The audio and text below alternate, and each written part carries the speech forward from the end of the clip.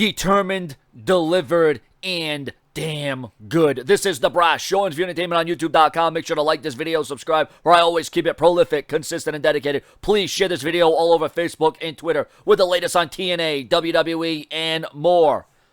This week's TNA Impact on Pop TV drew 353,000 viewers, up from last week's 284,000 viewers, which was the second lowest viewed episode in history. The show featured Cody Rhodes versus World Champion Eddie Edwards in the main event.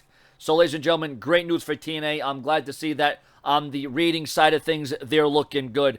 But that doesn't mean that money-wise, they're looking too swift, if you know what I mean. But hopefully, TNA can rebuild, revamp, and redesign. Now, on to news on Becky Lynch. Becky Lynch reportedly will be returning earlier than expected. WWE announced that her return will be coming on SmackDown Live. You gotta wonder, what will Alexa Bliss do and say, and how will she react to Becky Lynch returning to the WWE? And what kind of splash will she make? I'm looking forward to it. It's been several weeks since Becky Lynch has been on the injury list. She's been benched, so to speak.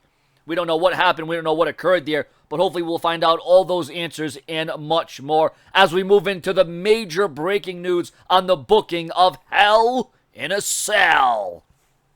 With WWE announcing not one, not two, but 3 Hell in a Cell matches all in one night on the WWE Network, the announcement was met with some backlash, criticism, and a little positivity mixed in.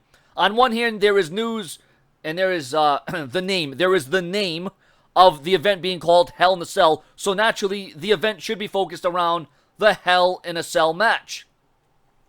That maximizes the potential of the name and concept that the WWE has put ahead. The problem is that the Hell in a Cell match has not lived up to its expectations over the past several years. Some feel it's been watered down the last several years, ever since it became its own pay-per-view extravaganza. Sure, there were still some highlights and high spots, like Shane McMahon flying off the top of the Hell in a Cell at WrestleMania earlier this year, although The Undertaker moved. However, that was at WWE's biggest show of the year in a stadium, WrestleMania, from in front of a jam-packed crowd with more eyes watching. Obviously, there won't be as many eyes or as many people in the arena for Hell in a Cell in Boston. It's expected that the WWE will, however, mix up the spots and scenarios going into Hell in a Cell. WWE wants to balance out the event and not get the fans exhausted right off the bat. WWE wants the fans to anticipate what will happen next, and the cell match is expected to each cell match is expected to feature something different. Going into the Hell in a Cell, there is rumors that the WWE will have different sequences, booking, and strategy going to each of the Hell in a Cell matches. One cell will start the show, one will be in the middle, and one will close the show as the main event. On one hand, there is a feeling that the Kevin Owens versus Seth Rollins match will be very brutal, in which the cell will be used on plenty of occasions in different ways. Maybe even some blood and the possibility of interference or a ref bump. The Roman Reigns versus Rusev Hell in a Cell match is expected to feature a spot where Roman Reigns spears Rusev through one of the cell walls. It's expected that this match will feature weapons like a table and steel steps. The one big history-making monumental spot inside Hell in a Cell is expected to take place in the Women's Raw Championship between Sasha Banks and Charlotte, where it's expected that the match will somehow be taken to another level in which both women will find their way on top of the demonic structure, the Hell in a Cell, where it's expected something dangerous will happen that will set the bar at Hell in a Cell, the women's division on Raw. However, and this is huge, ladies and gentlemen, remember, if there's any changes or developments, I will bring the update to you. However, what could ultimately change plans or alter them to a certain degree is the injury factor. We know many top WWE superstars have been injured this year, last year, and needed surgery, and with WWE looking to improve on its roster depth, the WWE may scale back on the brutality of Hell in a Cell.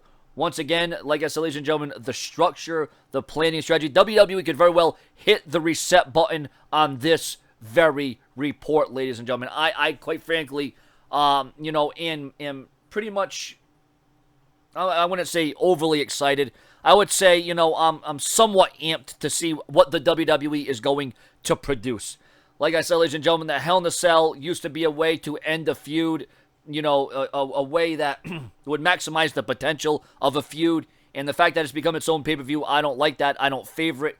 The whole gimmick behind it, and, you know, it's just, oh, we're just throwing a match inside Hell in a Cell. Now, the only thing I like about this year's Hell in a Cell is at least these matches have some history and motives and storylines behind it.